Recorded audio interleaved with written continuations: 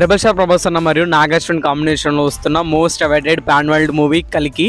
అయితే ఈ మూవీ మే 9న release కాబోతుందని movie team నుంచి అఫీషియల్ అనౌన్స్మెంట్ కూడా వచ్చింది. అయితే ఈ మూవీకి సంబంధించి గ్లిమ్స్ వీడియో రిలీజ్ అయ్యి యూట్యూబ్ లో రికార్డుల మూత మోగించింది. అయితే మూవీ టీజర్ కి సంబంధించి లేటెస్ట్ గా ఉన్న బజ్ ఏంటంటే, అంతకన్నా ముందు మన ఛానల్ ని కొత్తగా ఎవరైనా విజిట్ చేసినట్టయితే ఖచ్చితంగా సబ్స్క్రైబ్ చేసుకోండి.